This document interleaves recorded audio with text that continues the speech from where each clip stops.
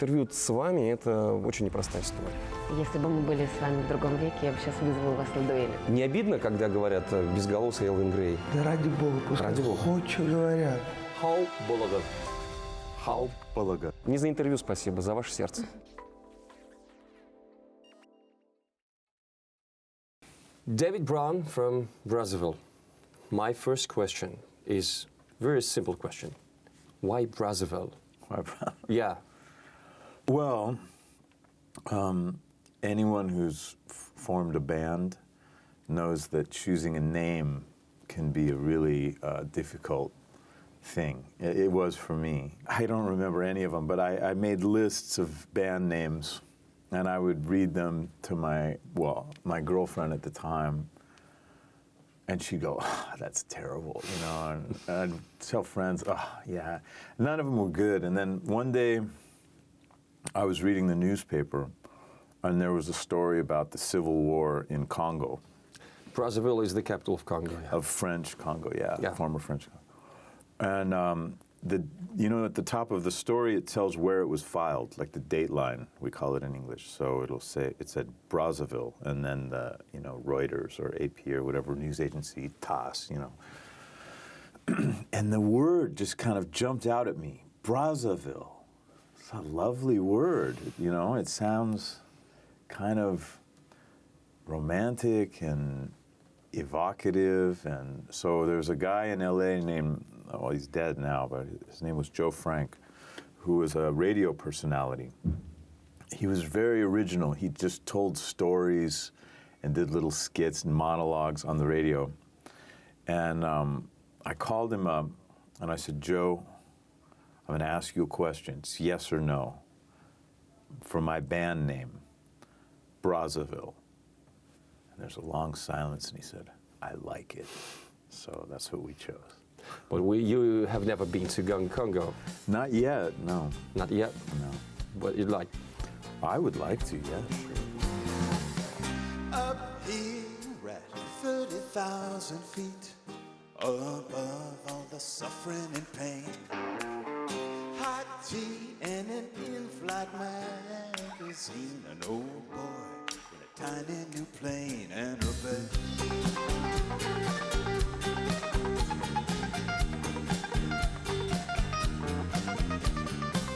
You was born in the United States. You're an American. I am. You know that many people dream to move to live in the United States because they suppose that's the best country in the world to live and to earn money, and especially musicians because of the highly developed musical industry in the United States. But you was born in the United States. You're an American. You founded your band in the United States, and then you moved to Europe, and now you live in Barcelona. Why? I've never really done anything the normal way, really nothing. I was kicked out of school, when I was 16, they called me into the office and they said, hey, David, I didn't see you at lunch today. And I was like, oh, yeah? He's like, actually, I haven't seen you at lunch all year. I would leave every day, sneak out. And they said, you don't have to come back. And I was like, okay. So everything, learning about music, really everything. I'm just kind of self-taught, and I do the weird way. And I just had this feeling, I'd played every club in LA a million times, and you get to this place, well, really what happened is you get to a place, I think, sometimes as an artist, where you forget why you're doing what you're doing, I was doing it for money. I was doing it for all the wrong reasons toward the end, and I thought, I don't want to do that. I want to play music because I love playing music, And so I moved to Barcelona, reformed the band, and then just started playing music again for the love of it. And it just seemed easier because Los Angeles is a place that's all about the business, music business, movie business, yeah. TV business.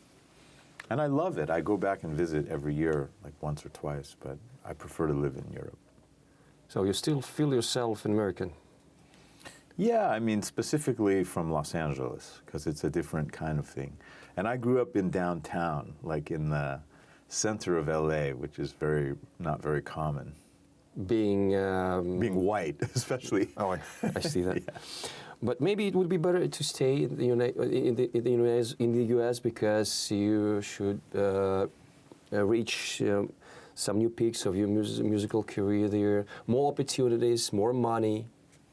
Well, I mean, to be honest, I don't really care about that stuff because, I also have a business now that I started, 2 actually, and I never ever thought I would have a business. It never was, but I started a microphone company called Soyuz in Russia. Now I started a new one called Tula, and Tula? Tula, like yeah. a Russian city name. Yeah, it's the name of the city, but it's not has nothing to do with Russia. You produce something? Well, Soyuz are all made in Russia. We have our own factory in Tula. Oh, I see. But Tula is actually developed in Sweden and in San Francisco and manufactured in Malaysia, and it's a big kind of global effort. Musical equipment, It's like a mic designed for everybody. It's like designed to try to remove the learning curve. Like anyone can get decent sound with this mic. But for music, for me, I view it as not so much about furthering my career, more about like every time I play a gig, it's an opportunity to help people forget their troubles for a little while. And every single gig is fun, you know, when I think about it like that. For years, I wanted to be famous, I wanted to be rich, you know, the typical things that you start out wanting. And over the years, those fall away, and you realize that that's not really what it's about. What it's about also is like creating something that helps somebody. Like there were songs that when I was going through difficult times as a teenager and even later in life, they really helped me, made me feel less alone in the universe. So that's it, you know, that's more important. You're not a professional musician. I mean that you never started to play musical instruments. You're something like a self-made musician, yeah? Yeah, I mean, I studied saxophone. Started? Well, yeah, I did for a while. And I played with Beck for several years, like as a saxophone player. But yeah, I'm primarily self-taught. And my grandmother was a poet, and she had a huge influence on me lyrically. Early on in Brazzaville, I would always call her up when I was writing a new song and run the lyrics by her, you know, because it was a good test of if a line was really worthy of being there or if it was just kind of a throwaway line, you know. She had the best sense of verse of anyone I've ever known, really. An interesting fact you told about your grandmother. I wrote that your grandparents are not Native Americans, and they came from the territory close to Russia, Belarus. Is that true? Well, that's on my mother's side. Yeah. The one I was just talking about is my father's grandmother, she was Canadian actually. But yeah, the ones you're talking about, my grandmother came from the border of Poland and Belarus. I went to her town actually this year just to see it because none of my family had been back there. And then my grandfather came from what's now Western Ukraine, like near Ternopil. Mm-hmm. But he grew up in New York, like from when he was a little child. My grandmother was more like, she came later and she had a thick accent when she spoke in English. So you have Slavic roots? Jewish. Yeah. She played balalaika, by the way. Oh, yeah, really. And mandolin. Have you ever tried to play balalaika? No, I never tried. It's an amazing instrument, actually. Yeah, it's beautiful. Some balalaika items cost much more than very, very expensive Gibson guitars. You know? Yeah. Mm. So you visit Russia very often. Mm-hmm. People in Russia like your music, like you. And do you feel any special connection with our country? Yeah, I mean, in fact, I do. Russian music like Russian folk music and even all kinds of, even chanson and things like some of it, you know. I really like it, and old Russian songs, like old Alla Pugacheva songs and You know Alla Pugacheva? yeah, I really love some of her songs, you know. Have you ever heard Russian music before you came to Russia for the first time? Never. Never. And it's funny how, you know, different music just will resonate with you or not, you know. And Russian chord progressions and melodies and even like the sound of the voices a lot of times really appeals to me. Love, the great surrender, her arms so warm and tender, the highlight that you follow has left you sad and hollow. Oh, Selena taxi. That's a very unusual thing when an American musician works in Russia, but you do. And you have some projects with very popular Russian musicians and singers.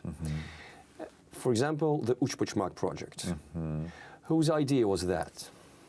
It was Zemfira's idea. She wrote me an email and just asked me if I would sing this song and if I would write some text in English for the verses. That's how it happened. I wrote one of your interview about 5 years ago. A journalist asked you about the Uchpochmak, about Zemfira. And you asked that you don't know Zemfira. That was a secret at that time, yeah?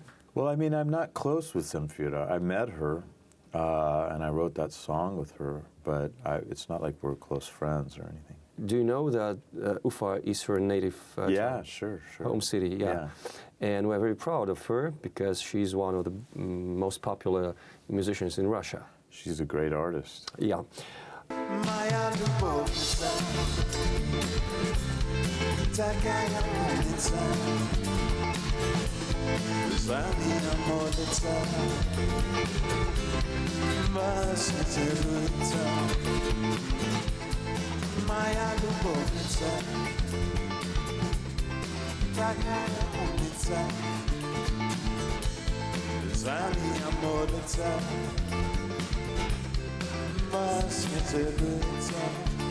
Before I already asked about Russian music, the Uchpochmak, Zemfira, Kino, Mikhail Boyarsky, Zhenya Lubich, and so on.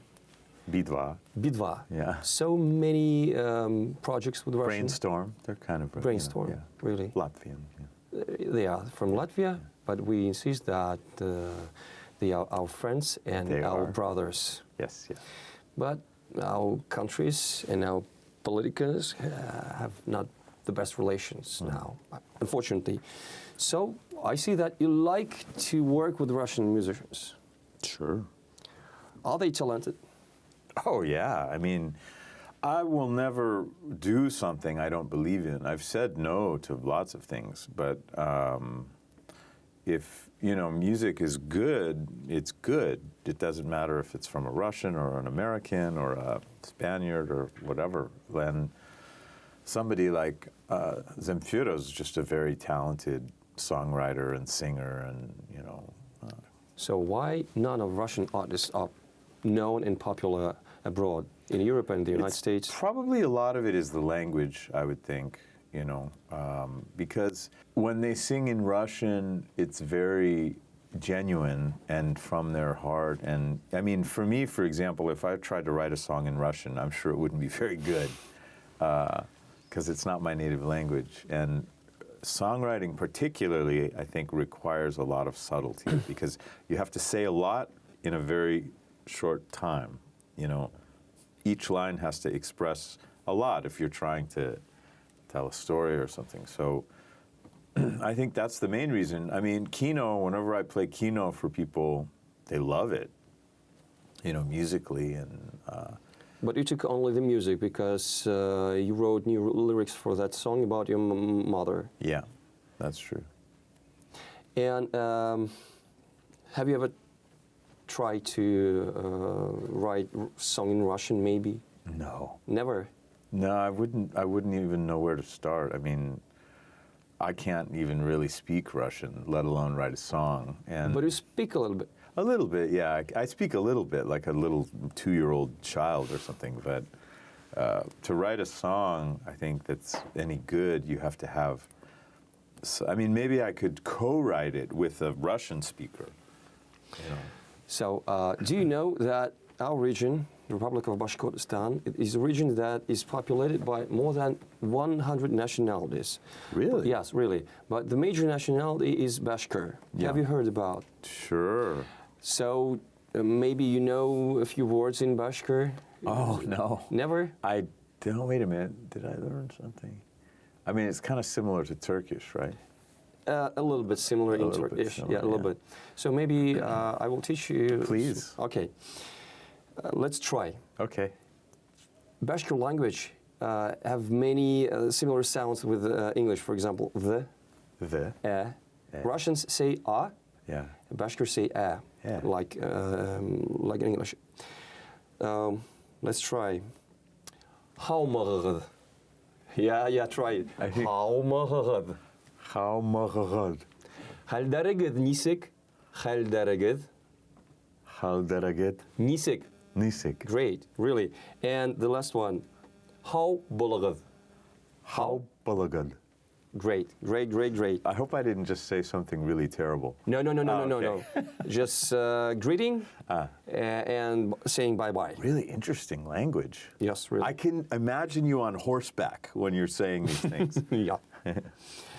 Brazzaville is the capital of the French Congo, but you don't have any French song? Oh, no. Maybe you should. Maybe. I mean, mostly I do. Actually, I've just recorded a song in Mandarin, Chinese. Chinese. Yeah, because I only will record something if I like the song, you know. And I had never heard a Chinese song that made me go, "Ooh, I want to record that," you know. But then I heard this one, and I was like, "Wow, it's a really pretty song. Like beautiful melody, beautiful chord progression." But it was kind of in like 6/8, like kind of 6/8 time, and I recorded it, and it just didn't sound right. So I just re-recorded it in 4/4, kind of with a kind of more Brazzaville feel, and I think it's really nice. We're going to release it. This is the second time for you to be in Ufa this year, Yeah, and the third concert, because the last time you had 2 concerts and today 1. yeah, that's Yeah. true. That's true. Why so often? Well, I mean, it might be a little too often, I'm sure. I mean, I love Ufa. I Yeah. could come all the time. But this was just because I had shows in Moscow and Yekaterinburg and Kazan and you know, St. Petersburg and Kaliningrad. So I was like, well, we'll see if we can throw one in Ufa since we're going to be in Kazan, you know, because it's so close. So, yeah. And then we had the idea to try to raise some more money for this hospice, and you know, it's always fun to do. You stuff know like that we already have a plan of its building. We That's found so a place for it, so that was a great thing the last time you're performing for this hospice, your charity concert, because it's very necessary thing for us because we never had a hospice before in our city. Wow, no, I'm proud. I'm honored to be part of it. What was your dream when you was a little kid? Did you wanted to become a musician or maybe an astronaut? Because I suppose that it was very popular dream to be an astronaut at that time. No? I remember the first thing I wanted to be was an archaeologist. Oh, really? Yeah, I wanted to like dig up old civilizations, you know, and I was always like a real daydreamer as a kid, you know. I wanted to, you know, I remember once when I was young, I tried to build a boat because we lived for a while. I lived in Canada, and there was a river right behind our house, just literally in the backyard, a real river. And I thought, if I build a boat, I can go on this river and take it all the way to the sea and go somewhere far away, you know. And I got some wood, and I just didn't know. I think I nailed it into a square or something, but I just had no shipbuilding skills. So, you know, wasn't able to get very far. But